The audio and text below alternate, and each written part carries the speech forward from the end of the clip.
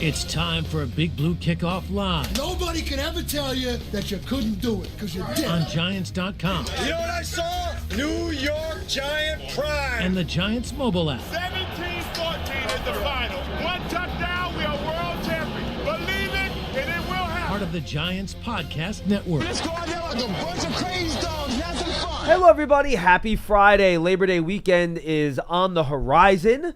And then we are into game week as we get ready for week one of the 2025 NFL season. It's Big Blue Kickoff Live presented by Cadillac, the official luxury vehicle of the New York Football Giants.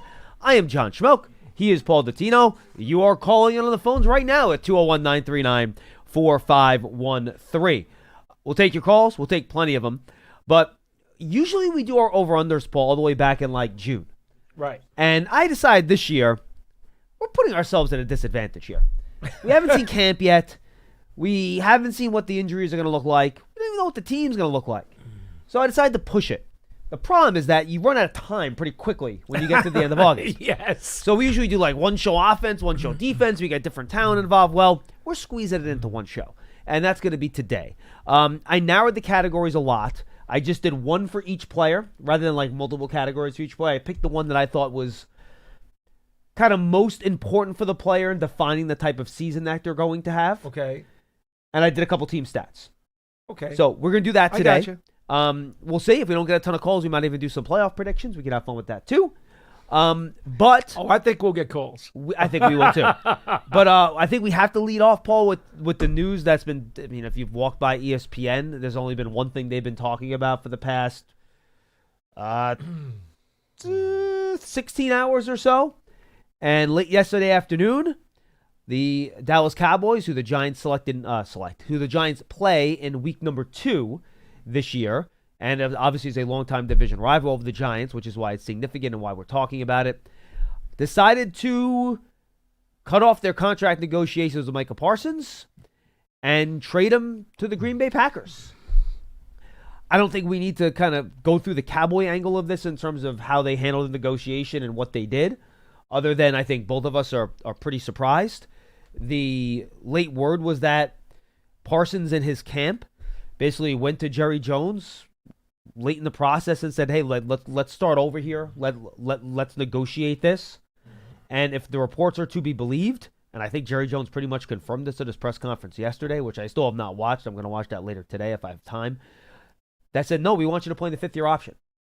Correct. And that was pretty much that. Yes, it was. You know, then Micah Parsons goes for the second opinion on the back, which indicates he's not going to play this year due to injury. And that would have been a whole nother can of worms, which we mentioned the other day when we did the show together. So they ended up trading him. And they trade him for 2 first-round picks and Kenny Clark. Jerry Jones says, well, this makes our team better because we're better stopping the run. Well, I think if stopping the run was that big of a priority, they probably could have used a draft pick or signed somebody in free agency to find that player instead of trading the best player for that guy. Fair enough. And by trading Micah Parsons at this time of year, you also limit the amount of suitors that can bring him in because of salary cap reasons. You also don't know where the draft picks are going to be in the draft that you're trading for. And I think we both expect the Packers to be pretty good this year. So those picks should be in the 20s. So maybe even in the late 20s. So basically, the Cowboys will be without Micah Parsons. They do get better at defensive tackle, which was a huge position of weakness for them with Kenny Clark. Yes, it was. They do have good depth on the edge with Dante Fowler, rookie Donovan Ezeraku, who Paul and I both really liked in the draft. Marshawn legit. Nealon in year 2. And then you have Sam Williams, who I know has a lot of potential, missed all last year with a knee injury. But none of those guys, Dante Fowler has a pretty good track record, but obviously not nowhere near the player that Micah Parsons is. No. So a lot older, too. Yes, much older. The other players in the room pretty young. Nealon, Williams, and Ezeraku on their rookie contracts. But clearly, Parsons is a top 5-3 defensive player in the league, depending on how you want to rank him. It really doesn't matter. And the Cowboys' defense, which was already, I think, a weakness, is certainly worse now, which will help the Giants in week number 2. Well, how about this? They already got rid of the bane of the Giants' existence, that certain defensive end that we talked about. DeMarcus Lawrence, yep. I didn't even want to mention his name, to be honest, because I'm just so happy to get him out of the Giant division. fans might not remember. I want them. But yes, DeMarcus Lawrence and now Micah Parsons. So as far as I'm concerned, the two biggest migraines on that Dallas defense that have caused tremendous amount of pain for the Giants are now removed from the equation. One guy already during the offseason, and now one guy yesterday. I'm not a believer in Dante Fowler. I know he succeeded a bit with Dallas before, went to Washington, resurrected his career, had double-digit sacks. I mean, he pretty consistently get gets it. between 7 and 8 sacks a Yeah, year. he's okay. No, he's fine. You know, you don't game plan for him. You want him as your third pass rusher. Yeah. Correct. He's not what I call a headache player. Oh, no. No, they don't have a headache player on the edge now. The other two guys were giant headache players. Yeah, correct. For this team.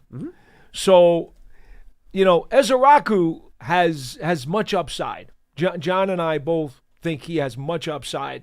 And obviously the Cowboys realized that when they took him in the second round. One of the best pass rushers in this draft. I don't think anybody would doubt that.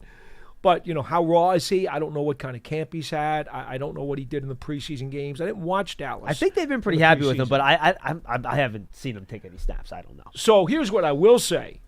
It's going to be awfully difficult, in my opinion, for Dallas to be a scary team in week 1. Now, maybe they'll get better as the year goes on. Or week 2, which is more important. Week 2 is definitely more important. Yes. You know, they'll play the Giants in the finale here at MetLife Stadium to close out the regular season.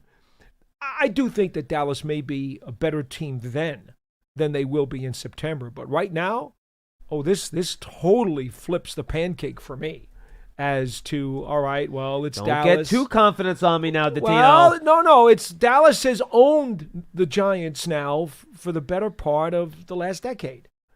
I don't have that fear right now. Not at all. Well, not of their defense. Their offense is still going to be pretty darn good, especially their passing game.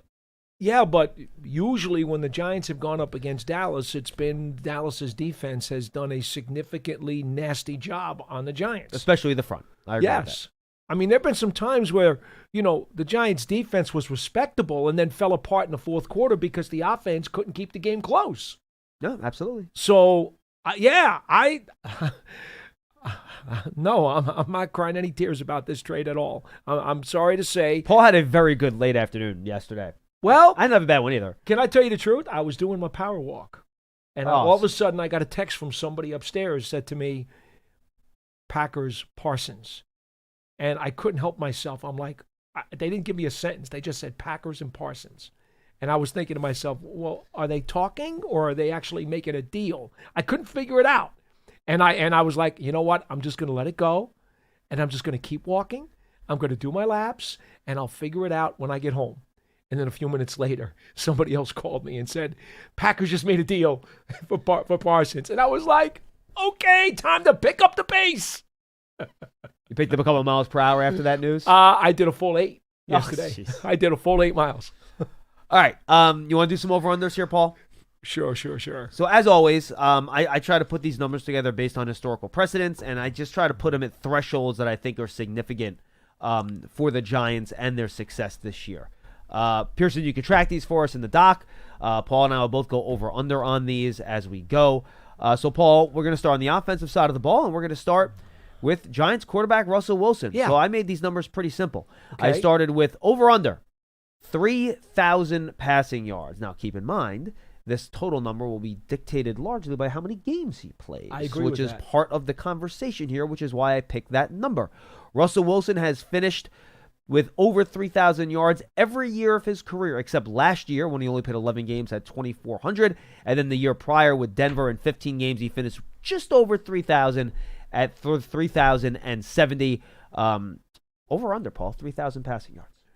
I'm going to say probably in the area of 3,300. So I will go over. I'm going to go over here too. I expect him to be, I think if Russell Wilson gets to 14 or 15 games this year, I think he should be able to top 3,000. Very reasonable. But keep this in mind. I mean, the math's easy, folks. If he plays 15 games, all he should do is average 200 passing yards a game. Yeah. That's a very doable number. So I'm with you. I'm going over on that. And I think Malik Neighbors, and we'll get to him, will be a big reason we go over. This is the other one that I thought was interesting. Okay. 24.5 total touchdowns. In the last 4 years, Russell Wilson's touchdown totals through the air have been 25, 16, 26, and then last year again in just 11 games, he had 16 passing touchdowns. On the ground, he has pretty consistently had 2 or 3 rushing touchdowns a year. In fact, since 2019, 3, 2, 2, 3, 3, 2. So you're looking at 2 or 3 rushing touchdowns for him, and then whatever passing touchdowns. So will he have 25 or more touchdowns? Over under is 24.5.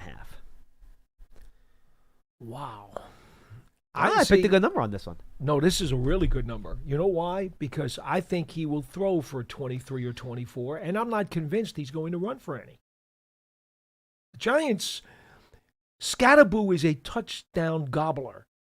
And I think if they're going to either go with Tracy or Thibodeaux down inside the 5-yard line, they'll get the touchdowns. They're not going to have Wilson run it in. Now, he could scramble a 1 or 2 in. Well, I think that's. I don't think it would be quarterback sneaks. I think that's what it would be. Because their priority is going to be give it to those 2 backs. And look, Dable will do some naked boots. He'll like play action and naked boot guys or run a read option or something like that. He does do that at the goal line. All right, I'm going to say he's going to throw for maybe 24, and there's going to be an odd or 2 scramble, so what the heck? I'll say over. All right, I'm going to go over here too. I'm right on the number. I think this is about where he's going to land. Russell Wilson has been extremely consistent over the course of his career. And these are numbers he usually passes, so I think, again, a lot of this is going to have to do with the Giants' protection is going to be, and I think it'll be good enough for Wilson to top those numbers. But I do think the Giants' offense will try to be very balanced, which comes to our next player, and that's Tyrone Tracy. I had trouble with this one. Okay. Because we don't know exactly how they're going to split carries and split playing time. It's true. Which makes this challenging. We don't. So I went with I did rushing yards on this one. Okay. So last year he finished with just under 900 rushing yards. Mm-hmm. This year I'm putting his over-under at 1,050.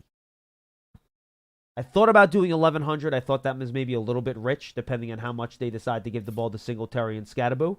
So I put it at 1,050 rushing yards. Tyrone Tracy, over-under. I can go first here if you're thinking about it. Yeah, go ahead. Go first on this one. I'm going over here, and I'm going way over. I think Tyrone Tracy rushes for 1,200 yards. I think he's an excellent running back. Mm-hmm. I think they're going to bring Thibodeaux along slowly because he missed so much time in the summer with the leg. And I think against 2 pretty poor rush defenses early in the year in Washington and Dallas, I think he's going to have 2 really big games.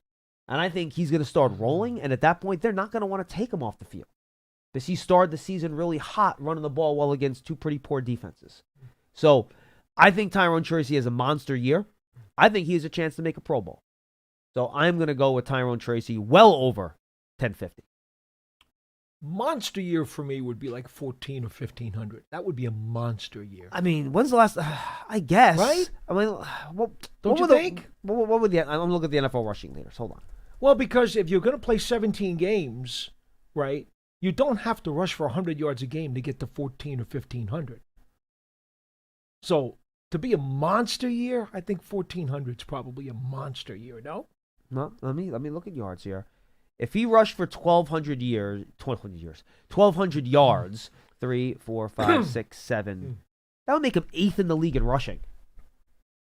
If I told you that Tyrone Tracy had the 8th most rushing yards this year, Pearson, wouldn't you consider that a monster year to have the 8th most rushing yards? Yeah, see? Okay. I think that's fair. Top 10 in rushing?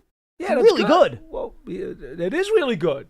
That is really good. Last year, I'm not saying it's not the good. only players that would have finished ahead of him last year, Paul, Saquon, Derrick Henry, Bijan Robinson, Jonathan Taylor, Jahmyr Gibbs, Josh Jacobs, Kyron Williams. And how many had 1,400? 5. Gibbs, Taylor, Okay. Robinson, Henry, Barkley. If you want to define top 10 or top 5 as monster, maybe that's where the difference is. Maybe, yes. Okay. Fine. I'm going to say Fine. over, but for a different reason. Okay. I have a different reason. My reason is this. I do think the Giants are going to have plenty more snaps on offense. They'll have the ball a lot more on offense and possess it. I don't think we're going to see as many 3-and-outs. I don't think we're going to see the Giants constantly from behind having to throw the ball 30-something times a game either. The Giants are going to be more competitive, more balanced, and they're going to have longer drives. So therefore, yeah, I think Tracy will get over 1,000. Okay, let's go to Malik Neighbors here, Paul. 1,350 receiving yards. If you want to take a look at it, I will try to bring up what that would have been for receiving last year. Last year, Malik Neighbors, for the record, finished with 1,200 receiving yards. That was 1, 2, 3, 4.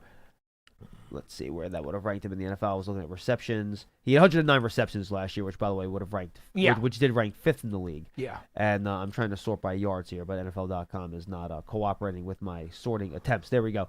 And in receiving yards, he ranked, let's see, 1, 2, 3, 4, 5, 6, 7th with 1,204. If he gets to 1,350, that would have ranked him 3rd in the league last year, behind only Jamar Chase and Justin Jefferson. Okay. Because they're going to be more balanced, and even though they'll feed him the most of any of the receivers, you still have to figure in the other guys in this passing game. Theo Johnson. Tyrone. He'll be next. next. I was going to say Tyrone Tracy. I think he's going to catch the Tracy's ball, going to catch passes too, but I think Theo Johnson, I think you mentioned the other day, you thought that Johnson might be 2nd on the Giants in receiving this year, and I don't think that's out of the question. I really don't. So between Theo and Tyrone Tracy, and then, of course, the other receivers, I don't think that Neighbors will better his marks.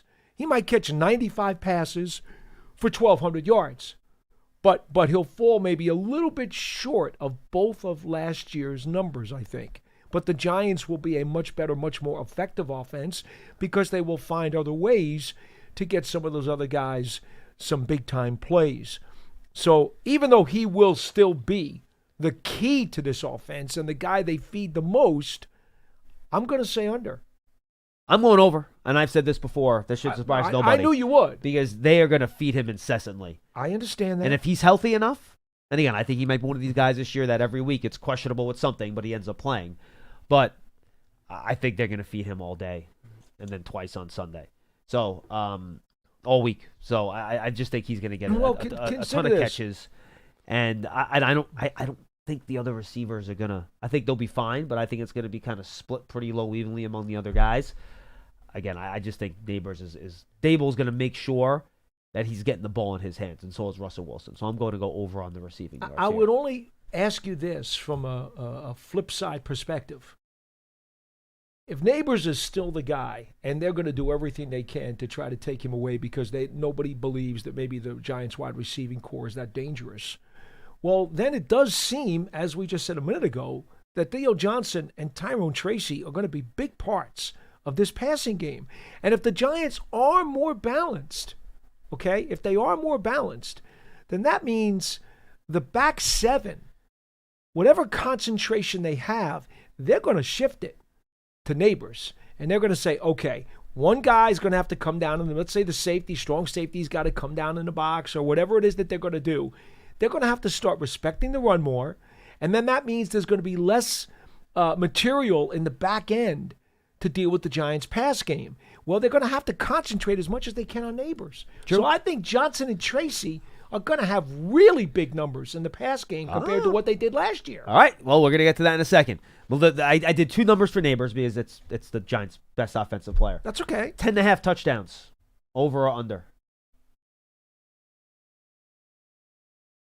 10.5. I'm going to say he catches like 95 balls. And for 95 balls to catch over 10 touchdowns is a lot.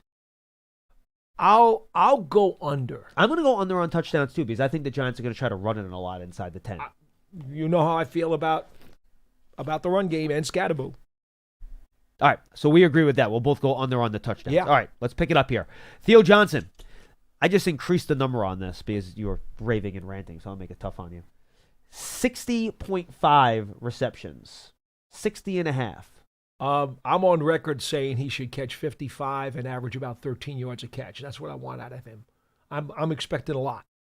Well, I want a lot. My original over-under was at 45.5. So. Yeah, but if you're going up to 60, I got to go under for that. I think he's going to be in the 50s. I think he will too. Mid to high 50s. I will go under on that as well. And just remember, Paul, 13.5 would put him like really high. No, really I high know in yards that. per catch. I know that. Okay. But I'm that confident in his skill set and the fact that I think teams are going to have a really tough time trying to get a hold of him because of what they're going to have to deal with the running game and with Neighbors. All right, this is an interesting one. I got Darius Slayton Paul at 750 receiving yards.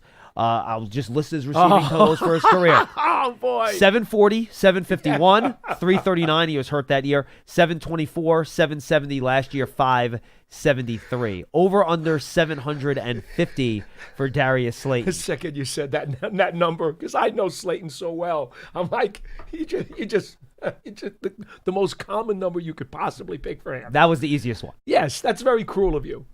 That's what I do. I know. I'm going to go a tad over 700. I'll say under. All right, I'm going to go over here just because Russell Wilson loves to throw the deep ball, and that's what Darius Slayton, I think, excels at. I think this is going to be very close, though. How many balls is he going to catch, though, John? Because he's averaged 15 a catch. I think he'll be for his career. I think he'll be in the 50s. And I think 50's probably right around his number by the time they spread it around. And that'll to the put it other right guys. around 750, won't it? Exactly. So I'm gonna say like 720, but I'll go under. I'm going to say like 775. I think it's going to be close. All right, Wandell Robinson, Paul. I thought about doing receptions here because he is such a high volume guy, but I decided to do something more interesting. Because we had Paul Schwartz, he was one of the guys on our writers' roundtable. We said he was talking to Wandell the other day, and he was asking Wandell about his yards per catch. And Wandell said, should be 10 easy. Well, he hasn't gotten to 10 yet in his career. His highest one was 9.8. I know. So, 10 yards per reception for Wandell Robinson. Over or under? I'm going to go over this time. I think he does do it. And my biggest reason is because when he catches all those little short slants and those short quickies, the defensive alignment for the other team, because they don't respect the Giants' run enough, there's been a lot of guys packed up closer to the line of scrimmage. Or, frankly, respect the Giants' deep ball in the passing game enough. That too. So he doesn't have a lot of room. He'll have more room this year to operate. So he's going to get more yardage. 10 is over. I think his volume's going to be significantly down. I totally agree with that. Because that's not the type of passes that Russell Wilson tends to throw. I agree. But I think Wilson will do a good job hitting him in stride, where how many times, Paul, did we see him catch a short pass last year because the pass was slightly off, he had to fall down? I'm gonna lose his feet. I'm gonna make a bold prediction. Robinson's gonna average over 11 yards a catch this year. Ooh, I like that. Okay. You can make a note there for that, Pearson. I'm going to go over as well. And Paul has over 11. And you put over 1,200 for me for Tracy rushing yards too. We can make that note as a bold prediction. All right. Now we're going to some team predictions, Paul. We got through these pretty quick. I'm happy. Okay. We have a few defensive ones. No. That was we were good. We spent like 10 minutes on Parsons, so we're just trying to tighten it up. Team sacks allowed. Yeah. Team sacks allowed. Oh, boy. There's a big variable in this one, and that's Russell's likes to hold the ball. I have it at 44.5. I'm going to go under. I'll make that a quick call for you. I'm going to go under. Why? I think because of the balance and because of the fact that the Giants will be much more competitive in games, and they're not going to have to constantly throw for 3 quarters because they're behind in the first quarter so much all the time, and then people can tee off. Even with Russell having those sticky hands to kind of hold the ball too long, I bet you the number's going to be somewhere around 38. All right, I'm going back to 2009. I'll go back to 2018. Starting from there to here are Russell Wilson's sack numbers. 51, 48, I know. 47, only 33 his last year in Seattle. That was only in 14 games. 55 in Denver, 45 in Denver, and then 33 last year in about 11 games. So if he plays all 17 games last year, he's probably around 45 again, to be quite frank with you. Yeah. So I am also torn on this because I do think the Giants' offensive line, a veteran group, second year together. We'll see about Andrew Thomas's health. Can we put an asterisk on this? No, absolutely not. No, we cannot put an asterisk on this. It just is kind of in his nature. I know. If they can go under on this, if they could somehow get under 40 sacks allowed, I think that's a great sign for this Giants offense. I agree. A great sign for this Giants offense. So you know what? I'm going to go under as well. I will say this, and I'm not sure if this matters because he's such a veteran quarterback. In practice, Russell Wilson has not held the ball a long time. He's gotten the ball out quick. And I would bet that's been a focus for Brian Daboll. If your first read's not there deep, just check it down. Mm-hmm. And I think that's going to be a focus. And I think Daboll's going to get Russ to buy into it a little bit. So I'm going to go under here. It's not going to be a strength, but I'm going to go under. All right, now here's where the rubber meets the road, Paul. What do you got? Points per game. Oh, boy. Last couple years, they were around 15 or 16. Oh, I know. And 30th and 31st in the league. To get to the middle of the league, Paul, almost exactly around 16 or 17. Yeah. You have to get to around 3 touchdowns. A little more than that. Yeah, I know. So I'm putting the over-under at 21.9. Will the Giants get to 22 points per game this year, which will, again, put them right near the middle of the league? Well, that's what they did in 22 when they went to the playoffs. They were right around that number. That's the number you have to do. If you're going to be functional, you've got to get to that number. Wow. That's a big, big jump. That's a huge jump. All right, I'll let you think. Since Okay. it's such a big jump, I'm going to go under, but barely. I think they'll probably be around 21, whether it's 20.8 or 21.3. What's the number you 21.9. They have to get to 22 in order for it to be over. So I think they'll be just below that, but it'll be significantly better, and it'll be enough to win more football games. So I'm going to go slightly under. I'm going to be around 21.2, 21.3. I will join you there because I think even if the Giants are competitive and have a good record, a lot of it's going to be because they'll be in tug-of-war kind of games. They're not going to get involved into shootouts, John. I agree. The Giants are going to upset some of these better teams that are coming in as favorites. Those games are going to be like 23-17, 23-20. Yeah. I will agree with you. I could see them getting up to about 21. I'll go under also. Appreciate it. Yeah, I think it's going to be close, though. And I think that's the number you're going to have to be around if you want to be competitive. And I think the Giants will be near there. And look, the bottom line, I just wrote this for cover 3. The Giants want to be successful this year. You're going to have to win a lot of close games. And Have to. A big part of that is getting up to that type of points. All right, let's do defense. This is much shorter because I hate tackle numbers. I don't like doing tackles. No, they're wordless. I just have a bunch of sacks here, and we'll go sacks. Well, Dexter Lawrence finished with 9 last year in just, 11 games played, I think it was? Yeah. Over under 9.5. Will he get to double digits? Over or under? You know, the only variable for me here has nothing to do with him. Has to do with the other guys steal the sacks from him. He'll usually get there first because he's closest to the quarterback at the snap. Have you seen Abdul Carter's get off? No, it's pretty good. That's the question.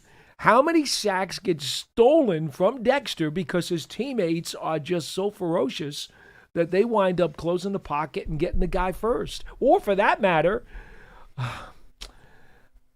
9.5, you say? 9.5. He has to get to double digits. He has never. I don't think he's gotten to double digits. No, before, he's never right? done it. No. He's never done it.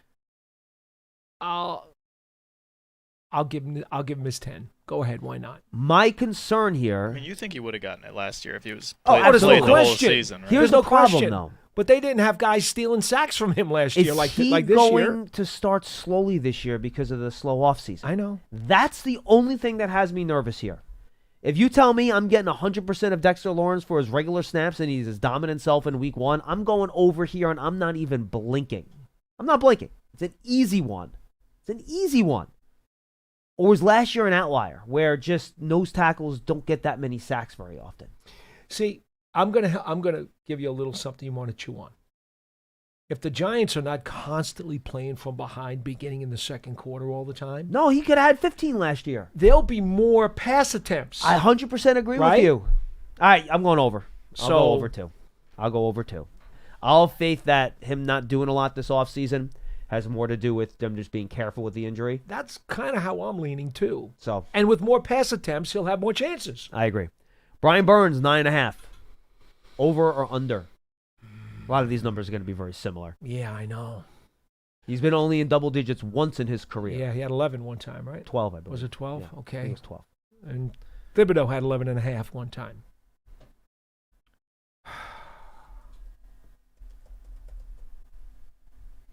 Man, that's hard. He had 8.5 last year. Yeah. He had 12.5 in 2022. Okay. 2 other seasons, he's had 9. Yeah. And your number is what? 9.5. He has to get the double digits. I say he does it. Let's go over. I'm going over 2. I think you're looking at a 12-sack year for him. I really do. I think he's going to have a nice year. I've liked what I've seen from him. I think he's going to have a big year. I'm with you. He voted captain as we talked to him yesterday. Not that he needed any more focus, but this guy's primed. He looks like he wants to have a career season. All right, here we go. Kayvon Thibodeaux, Paul. I just made a little adjustment here. Okay. I'm going to go 8 sacks flat. So he has to get above 8 to go over here. 7.5 would be under. 8 would be obviously on the nose. Over or under. 8 sacks, Kayvon Thibodeaux. I'm going to go under here. I just think his pass rush snaps might get limited a little bit just because of the Abdul Carter presence. Yeah. And I think he's a really good pocket pusher. He's going to help the team pass rush. So the overall sack numbers might not be indicative of how he helps the defense in general. So I'm going to go just under. I think he gets 7 or 7.5. I believe that he's going to have a career year. I'll say go over. Okay. You got to go over then. Here's the funny part. Put your money where your mouth is, you coward. No, I think he's going to have a career year, and he probably will have a career high in tackles, but he will not increase his sack number. Ooh, okay. Okay, Interesting. And that's you heard him talk about the wrestling coach he went to. Mm-hmm. I talked to him about it the other day after he got done with the media. He truly believes that the wrestling moves that he has learned are going to be a significant help to him in terms of taking on not only the bigger tackles and the power rushers, but also some double teams and chips and stuff. He believes this is a big deal for him. And holding the point of attack at the edge, which he's already good at, I think he's going to have his best year, but it won't be shown in the stats. He'll show up in the tackles, not in the sacks. I will go under on Thibodeaux's sacks, but I think he's going to play great, and a lot of people out there won't recognize it because they won't see it in the sack number. So did you dip into the moves? What do you think? Is the pile driver that'll help him? The suplex? Body slam, maybe? I was thinking the DDT? atomic leg drop. Oh, the atomic leg drop. Okay. Yeah, absolutely. The sleeper hold, maybe? The figure 4 leg lock? Notice all these wrestling moves I mentioned are from like 1992. But I'm impressed that you know them. Well, that's very good. Well, when I was 10, I did watch some wrestling. Okay. And then I you. stopped. Yes. Very cool. Yeah, those are all from the, early 90s era. All right. Paul, this is not a... Oh, no. We got one more. Abdul Carter. Yeah. 9.5 sacks. Does he get to double digits? I'm going to go under here. Rookies just don't tend to get the double digits for whatever reason. It's very difficult for them. It doesn't happen all that often. So I'm going to go just under here for Abdul Carter. I was going to say I'll give him 8.5.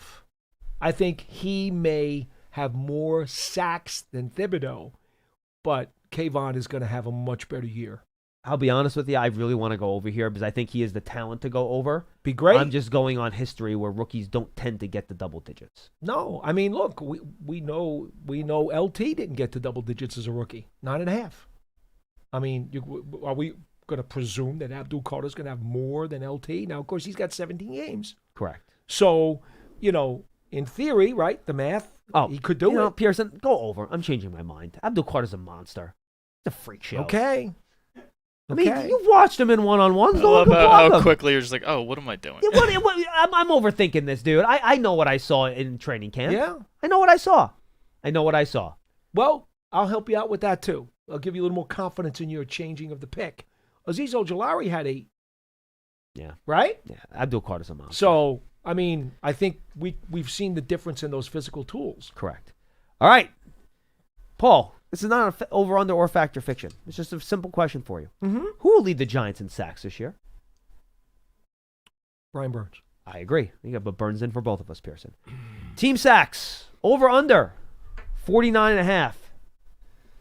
They're going to hit 50. I think they will hit 50 as well. They were at 45 last year with all that working against them. I agree. That should put them in the top 3 or 4 in the NFL, by the way, if they get to 50 sacks. Again, more competitive games means the other teams will throw the ball more than they have in the past. I agree. Oh, boy, we're having way too many overs here, Pearson. I should have been more aggressive on these over-unders. The team is better, John. I understand. And we've all said the defense should be really good. We're setting ourselves up for stuff, Paul, and I don't like doing that. Bobby Okerke, this is the one tackle number I used. I think it's significant for him. 125 tackles. He broke that for 3 straight years until last season when obviously he got hurt, did not play particularly well or as well as he would have liked, and he was well under that. Will he get to 125? I'm going to go under just because I haven't seen it in this defense yet, and I don't know if he's going to be, the same way Wink had him just kind of flying around as being protected. I think Micah McFadden will eat up some of those tackles because he's been improved as a player. So I'm going to go just under. I think it's going to be around 117 or 120. Well, I told you what I think about Kayvon, and I also think Burgeon's going to have a career year. I think Dexter's going to play the whole season. That'll add to his tackle total. Abdul Carter's going to get a bunch of tackles too, so it's got to be under. Paul, who will lead the Giants in interceptions this year?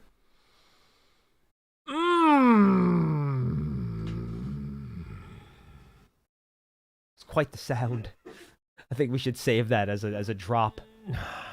That may be the hardest question you've asked me all day. Seriously. Okay. I got 2 guys that I'm kind of debating between. That's fine, but you got to pick one. Oh, I understand that. All right, so I'm going to go on my gut. I'm going to go Javon Holland here. I think he's going to play a lot of deep safety. I think he's got sideline-to-sideline speed. I think he's got great instincts. I think he'll read the quarterback.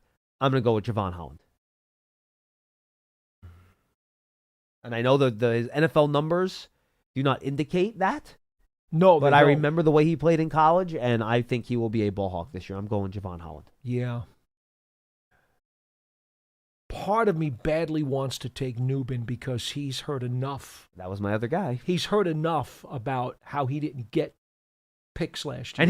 And by the way, he's not happy about it either. He wants to be around the ball more. He's fed up with hearing that. Well, I think he's just fed up because he didn't get his hand on the ball more last year, too. Right. He holds himself to a high standard. No doubt. And he did it at the University of Minnesota on a regular basis. Correct. So I think he really he's determined to get that ball.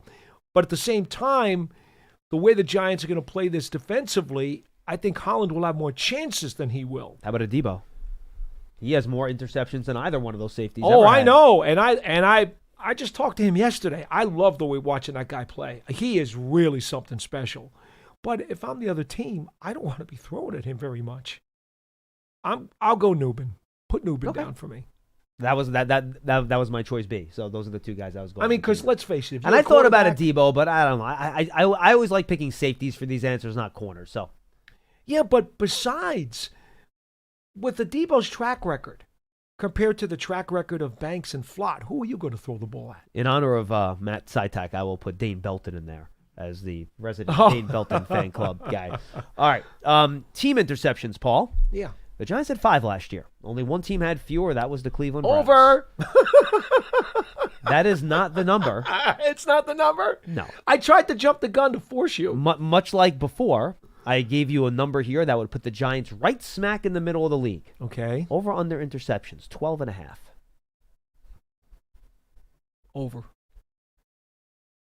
Again, teams will throw the ball more, and I believe the Giants' pass rush is going to cause a lot of chaos. And I do believe this secondary is more talented than it was before. I'm going to go under. It's a big jump. It is. I think the Giants have the ability and talent to do it, but I'm in the believe it when I see it mode with that. They just have not produced that many interceptions over the past few years. So, well, if you have confidence in Holland being able to grab the ball, we know Newbin's got good hands from his college days, and we know that Thibodeaux is very good at getting to the ball. So right there, those are 3 guys who you probably believe are going to get some picks. I understand. So I'm going to go over. That's fine. And I would not be surprised if this is over. I'm almost freaked out on picking over too much, so this is more of me trying to cover myself and pick under. Turnover ratio. Last year, the Giants were -8. With this schedule, you cannot afford to be on the minus side of the turnover ratio this year. You cannot. So I'm going to put them right at even, Paul. Giants turnover ratio, even. Over would be in the plus column. Under would be in the minus column. Okay. Russell Wilson is so careful with the ball.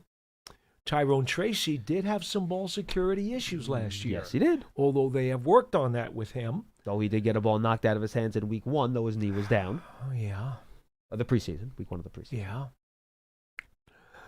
I'm going to say over. They'll be in the plus side. It may only be plus 4 or 5, but I'll say plus side. Ooh, plus 4 or 5 will be big. I'll go under here. I think they're going to be -1, -2. I think they'll be right around even, and we'll see how that breaks out. Okay, fair enough. All right, final one. Rush defense.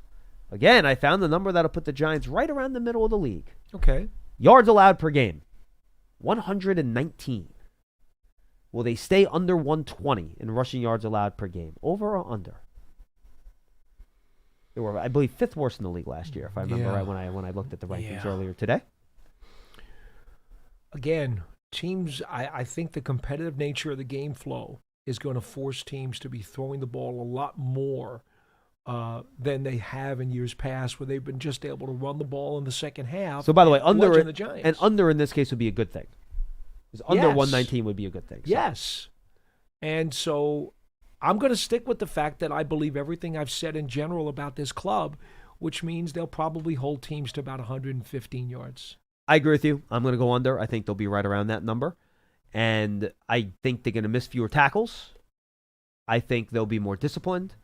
And I just think the volume of rushes will be down from what we've seen in years past. So, well, and by the way, should we throw in the fact that both of us are very high on the Giants' potential to grab sacks? Yeah. Well, what do you think those sacks do? Sacks hurt the rushing numbers. Yeah. Yeah, but you're putting teams in non-rushing situations. So I'm going under. Okay. 201-939-4513. Those are your over-unders for 2025. And, of course, folks, I'll remind you, if you guys want to call in with your bold predictions over the next few days, we will take them. We have no show on Monday, no shows on the weekend. But Bob Pop and I will be doing the show next Tuesday. You get a Madeline O'Hara on Wednesday, then a 3-way show, me, Paul, and Casillas on Friday, and then Dottino and Sitek will be our normal Friday afternoon crew throughout the season. Thursday, you forgot to mention Thursday. Yeah, I said Thursday be me, you, and Casillas, a 3-way show. No, you said Friday. And then you said Friday again. Oh, sorry. Thursday, me, Paul, and Casillas, a 3-way show, and then Friday will be Paul and Sitek, our game preview. Giants Foundation, 5K Race and Run. Kids Run presented by Quest, Sunday, October 26th, 9 a.m. at MetLife Stadium. Net proceeds will benefit the Giants Foundation. You get a free T-shirt after the race.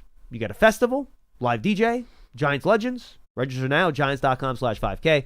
The Giants Foundation is a 501c3 nonprofit corporation. Our callers have been very patient. We appreciate that. NFL news. What do we got, Pearson? The Patriots released former Giant Jabril Peppers. Really? Who was projected to be a starter, I'm pretty sure. Is there a reason why they did it now? No reason. Well, he had some off-the-field stuff, too, going on. Yeah. So, that's interesting. Jersey Jabril, guy, by the way. Good player, too. Yeah, for sure. That's surprising. Wow. Yeah. Okay. Oh, he'll get another chance with somebody. Thank you for that, Pearson. That's a good nugget. All right, let's go to David in Charleston, then Nick in White Plains. You'll be up after that. David, what's happening? Hey, what's up, guys? How you doing today? We're good, man. Thanks for calling. What do you got? So before I got a bold prediction. Before I go there, I just want to say I appreciate you guys for everything you do. I kind of feel like Paul in the off season. When you guys don't have a show, I'll just get a little like, where's my big blue kickoff, Those 2 weeks in early July are rough for me, too, just so you know. Yeah, I know, man. But so, let me get my bold prediction. So, I do have the Giants winning 10 games this season. I know that's like, the schedule's crazy, the hype is up for the Giants, but I believe in us this year. So 10 wins, and I think the offensive line will finish top 15 at least. I'm thinking maybe top 10, 15 in that area. And then I have my last one. I have Malik Neighbors will be either number 1 or number 2, the best wide receiver in the NFL this season. You did Jamar first or him first. We'll see, but he's definitely going to be 1 or 2. All right, David. Good stuff, my friend. Look, I think that's very possible. I do worry about this Justin Jefferson hamstring. Mm-hmm. It knocked him out last year. It's been dogging him in the summer. Hamstrings for wide receivers. Be very, very careful with that stuff, man. Yeah, no doubt. I mean, I haven't been reading closely exactly what they've been doing in terms of his load management and so forth. But, I don't think Jefferson's done much. I don't think he has either. No. But I don't. Is he even running zigzags or anything right now? I'm not even sure. No, I don't know the answer. I don't know. Yeah. So I don't even kind of want to comment, to be honest with you. Yeah, but look, I think Neighbors has the potential to be in that top 3-ish area. I do. I know you think because of the volume, probably not, but I don't know. I just think that he's going to get fed an awful lot. If he catches 95 passes for 1,200 yards, that's a spectacular season. I don't think I consider that a monster year. I didn't say monster. I said spectacular. I think those are synonyms, aren't they? Let's put it this way: both of those numbers would be a tad under where he was last year, and I don't think that's too crazy considering the way they can spread the ball around. I would get on the mic, Pearson. I would be shocked if Neighbors did not catch 100 balls this year. Okay. What say you? I don't know if I'd be shocked, but I don't think it's going to happen. I think you think he's going over 100. I think he'll get more. Yeah, I think so too. Well, you know what? If he gets 95, how many of those are going to be called back for offensive holding or some kind of penalty? Well, those don't count. I understand that. No, I understand, and I don't think what you're saying is crazy. I'm not like fighting you on this. I just happen to think he's going to be a little under because of the distribution of the ball. No, I got you. That's all. That makes sense. All right, let's go to Nick in White Plains. He's up next. Hey, Nick. Hey, guys. How you doing? We're good, Thanks man. for taking my call. I love the show. Thanks for calling. Cool. So I thought of this out actually a couple days ago, and it aligns so great with your over-under conversation.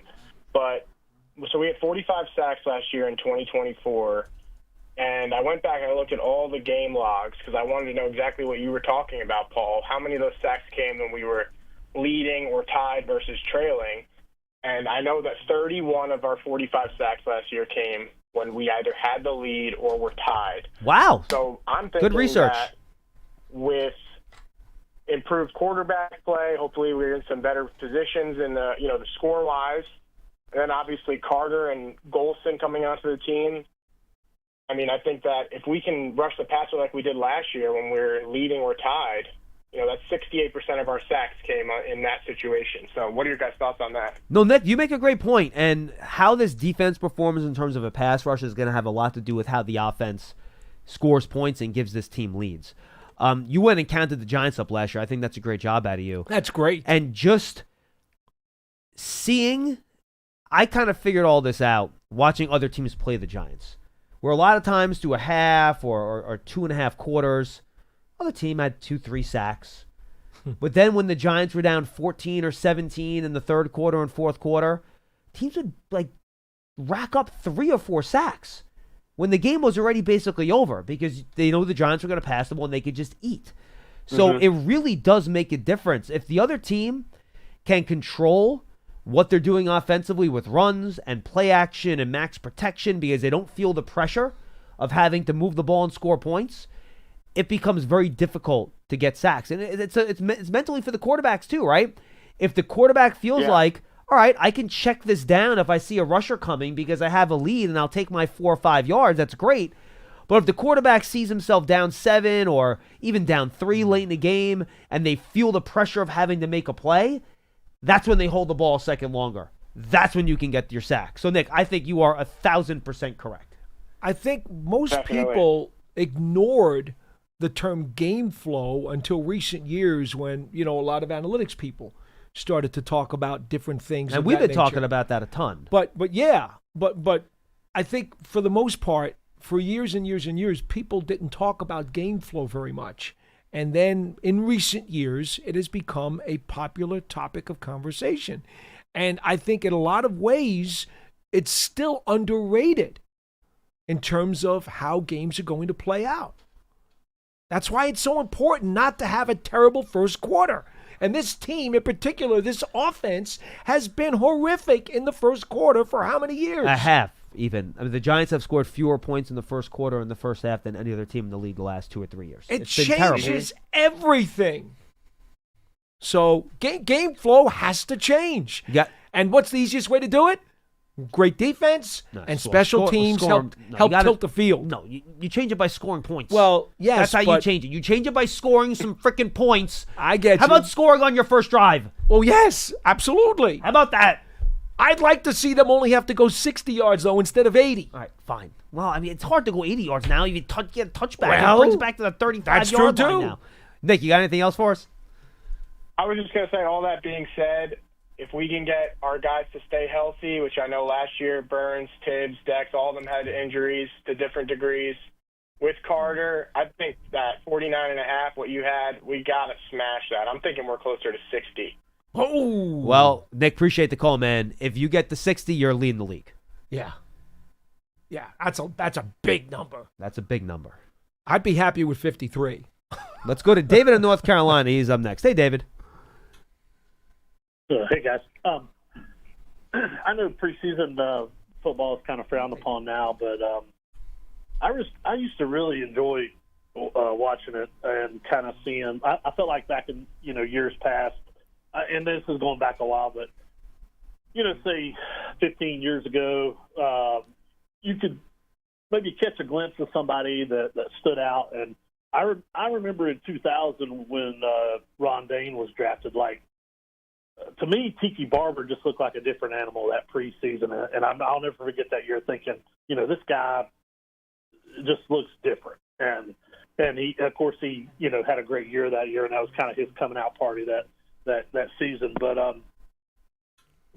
my long story short is, I know there's no guarantees with this, but it was just refreshing to watch this preseason. And I mean, gosh, how many years, even going back to the later years of Eli, where you would watch a preseason game and it's just like, why is it so hard on offense to look confident? And this is the first preseason in a long time that I felt like I was able to watch the Giants and it just be like, okay, there's some layups here. There's some easy completions. It doesn't look like pulling teeth to get a first down, even with the first string. So, I'm not expecting them to come out scoring 30 points a game, but gosh, it was nice to see the offense look like a confident offense against basic looks. And I know the defense is running basic stuff, but in the offense, everybody makes that argument. Well, then why isn't it easier than it has been in years past? So, I enjoyed seeing that, and also coming off last year where I personally was a little bit down on Dave All and his staff and being an offensive guy and the offense just struggling so much the last few years. And I know there's 1,000 excuses for that, O-line and yada, yada, yada. But still, it's just been so hard to watch this offense the last few years in a day and time when you feel like it shouldn't be that hard to score points with everything the NFL does to try to make it easier for the offense. So I'm hoping this preseason it preludes to some good things. And, win or loss, you will see how that pans out. But I'm hoping for some more entertaining football on that side of the ball. Hey, look, they need it. Appreciate the call, man. The Giants need to score more points. They need to make more explosive plays. And you hope that again, preseason's a liar, man. Preseason's a liar. It can fool you. It can show you things that aren't real. But maybe this time it's not. And we'll have to wait and see. I am not basing my predictions on what the Giants will look like and do this year based on what I saw in the preseason. No, you can't. I'm going based on the talent of the roster and what I know how the NFL works. But if that helps you be confident, and all the more power to you. Good for you. The word that I've been using about this preseason, you used the word refreshing. I just said it's fun. Yeah, it was fun to watch these 3 games. All right, we got a couple roster moves for the Giants. Yes, we do. That just came down. The Giants re-signed Gunnar Olszewski. Mm-hmm. They slide over Rico Payton to the injured list. That was one of the guys they claimed when they released Gunnar Olszewski yesterday. They add Zaire Barnes, a linebacker, and McClendon Curtis, an offensive lineman, to the practice squad. And then they let Trace Ford go from the practice squad, which is a surprise to me. I thought he had a really good summer. I imagine he's a guy that I wouldn't be surprised to see him back on the practice squad at some point. Because, again, I think he had a really good summer. But those are the roster moves the Giants just made. Yeah, I think you and I were kind of looking at Ford and Tamon Fox kind of fighting in a similar slot And they wound up keeping both of them initially. Yeah, on the practice squad, yep. Yeah, and now Ford finds himself on the outside looking in. That could, because I think it was really close between those two. Whether or not they felt they had to make a decision between them, I don't know prior how things may have changed. But one thing we know about Fox, he's been here for a couple of years, and so he's much more familiar with what's going on. Yeah, absolutely. I'm with you. All right, let's take one more call before we say goodbye here as we get close to 1:30, as we go back to the phone line to say hi to Rob in Connecticut. Rob, what's going on, man? Oh, my God. How you guys doing? Actually, this is the second time I've called this week. Hey, so, Paul, John, real quick, you're talking about, statistically being in the middle of the league, on defense and offense. Well, I mean, defensively, if defense truly wins championships and we're in the 10th, it's almost statistically impossible based on a standard bell curve for us to have less than 9 wins. So if we finish somewhere in the middle, we're not going to, these perilous predictions we're going to have 5 wins are bunk. And these people who come up with these, if they say one thing, but on the other hand, our victory totals are on the opposite end, it's moronic. So I think we're going to, based on what I just said, I think we're going to have, 9 wins if we're anywhere near the middle. You know what I mean? Well, Rob, look, I'll put it this way, Rob. I think given Rob what we've seen, I'm going to give the benefit of the doubt to some people here. Given what we've seen from the Giants since 2017, spare the 2022 season, I understand why there are some people that are in believe it if I see it mode. I get that. Yeah, well, show me. Yeah, right? Exactly. Show me, right? You know what I mean? Well, yeah, right. Yeah, absolutely. But sometimes I'm taking a leap of faith, and that's just positivity. Oh, no, that's great. What I mean? Absolutely. You're a fan. You should have faith. Rob, one of the things that I've said consistently for the last month or so is that the national people who continue to kick the Giants in the stomach have not come here to the facility to watch practice and to watch this team through training camp and to closely watch the preseason games.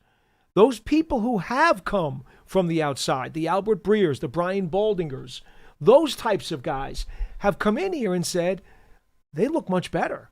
We're impressed. Now, none of those people are going to put a win total to it because the schedule's hard. Right, look, and people also work off the numbers that get produced out of Vegas, and they look at those over-unders too. Exactly. And look, those people down there know how to put those numbers in the right spot. There's an outside perception that I think people would be doing themselves a much better service. And I know they can't all come, right? They can't all be here to see.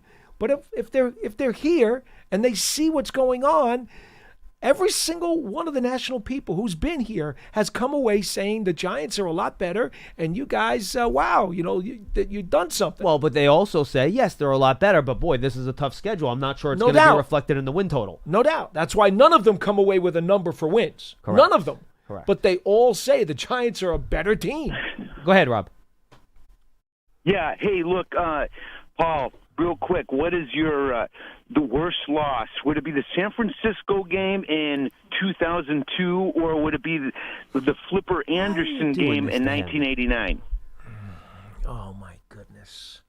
Rob, why you want to depress Paul like this going into Labor Day weekend? Why would you do this to him? Because I depress myself. So, hey, misery loves company. You just told me how optimistic you are, and then hope, you have all this hope, and you're excited, and then you bring up those two games? They're big. Yeah, let me just say this to you. I'm old and cranky. By the way, I turned 50 in less than a week.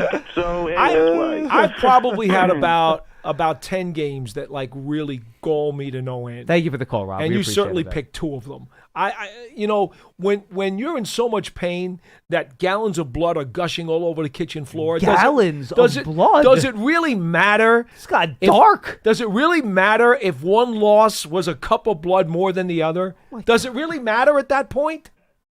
No, seriously. Because I guess if you're talking gallons of blood, you're pretty much dead either way. There you go. And so, there have been unfortunately, when you've been around franchise as long as I have, there's not going to be 1 or 2 gut-wrenching losses. There's going to be more than that. So he might actually be the Count. He might be a vampire if he's had all that bleeding happening. That could be bad. I can't be a vampire. My tan is too good. Just good disguise. He met a vampire once, though. In New Orleans. We need to get Wesley Snipes in here to do like the vampire test on him to see if he's actually a vampire or not. Can you name the Wesley Snipes character that dealt with vampires, Paul? I do know there was a movie. I know, but can you name the character? Can you name the superhero? I don't think I can. Pearson? Blade? There you go. Oh, very good. Yeah, I have correct. heard of him. I have heard of him. Yeah. Yes. Excellent. Excellent job. 3 Blade movies. All were pretty good, too. All right, folks. Paul mentioned Albert Breer, by the way. Is that up yet, Pearson? Do we know it is? That is up on the John Settle podcast right now. We did 3 great minutes on Micah Parsons that Pearson had to edit out because, well, that happened yesterday. Excellent editing job by Pearson on that, by the way. So check that out. We do a lot more than that. We talk about the Giants, the type of stuff Paul talked about, his takeaways from being at camp. We preview the season, Giants, NFL, all that stuff. Make sure you go check it out on the John Settle podcast. And then, folks, even though we don't have any live program in the next 3 days, again, there's no Big Blue Kickoff Live on Monday. We do have a lot of tape programming coming out. Tomorrow is her playbook, correct, Pearson? Randall Cunningham's daughter, who's Vashti Cunningham. Yeah, Vashti Olympian, Cunningham, who was an Olympian. Check that out with Madeline Burke. Sunday, my interview with Mark Malusis, who will be my co-host on Big Blue Kickoff. Saturday over the course of the year, 7 a.m. on WFAN. You guys should check that show out weekly. We're live. We take calls on the Fan. You can stream that live as well on the Odyssey app.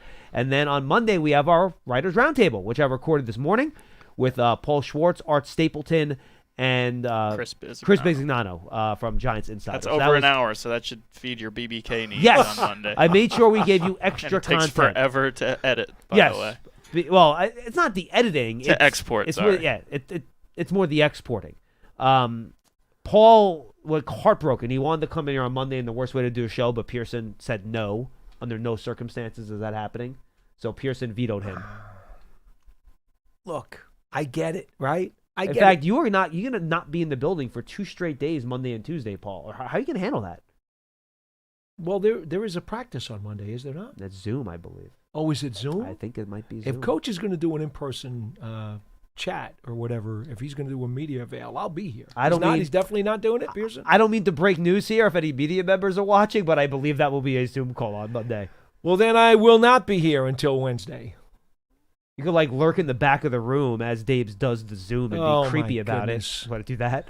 This is terrible. This is just terrible. I'm going to go through withdrawal now. Okay. So in fact, this will be 4 straight days without you in the building. Yes, with the season starting. He might not make it back on Wednesday, Pearson. I'm going to be in withdrawal. Someone might have to commit him. He might do something during one of his power walks. This is like a mini vacation. This is horrible. This is great in my opinion. Pearson will enjoy his 3 days off. I will try to do the same. It'll be a fun weekend, and then we'll be back energized again. We'll be back on Tuesday for another Big Blue Kickoff Live. If you're excited for the season, folks, you're looking for a Giants season ticket membership or even individual tickets, there you go. Giants.com/tickets. Go check it out. If you're a season ticket member, you get great member benefits. You get your free gift at the start of the year. A lot of awesome stuff. Giants.com/tickets. Our good folks upstairs will take care of you. Make sure you get taken care of. Individual tickets are there as well. Make sure you go check that out. And all of our content that we just plugged incessantly can be found on Giants TV on all your smartphones, the apps, smart TVs. Go check that out. And I should mention draft season as well. Our first 2 draft season episodes are up. It's on the main podcast feed channel, also on the draft season feed. We do Bruce Feldman on the Freaks List, and we have Drew Fabianich, the new executive director of the Panini Senior Bowl. So make sure you check those 2 things out on the feed as well. Enjoy your weekend, everybody. You get one more breather. Some great college football this weekend. It's a great appetizer. You get some awesome games. You get LSU Clemson, Ohio State Texas. Dan Salomon, I believe, is somewhere already in his cave getting ready for that game at noon on Saturday. And I believe there's a good game tonight, too. And then Sunday night, I think it's Notre Dame Miami. Does that sound right? I think it's Notre Dame Miami on Sunday night. There's a Sunday night game. It's Miami against somebody. Okay. This means Carson Beck's in that game. I think it's Notre Dame. But we'll recap all those games on draft season next week, too, by the way. So make sure, great stuff coming next week, by the way. We're going to have Kevin Burkhardt on. A lot of good stuff coming your way, getting ready for Giants and Commanders. That was a lot. I'm sorry. For Paul Dottino and Pearson Butler, I'm John Schmeelk. Thanks for joining us on Big Blue Kickoff Live, presented by Cadillac, the official luxury vehicle of the Giants. Coming to you from the Giants podcast studio, presented by Hackensack Meridian Health. Keep getting better. Paul, stop pointing. We'll see you on Tuesday on another Big Blue Kickoff Live at 12:30. Until then.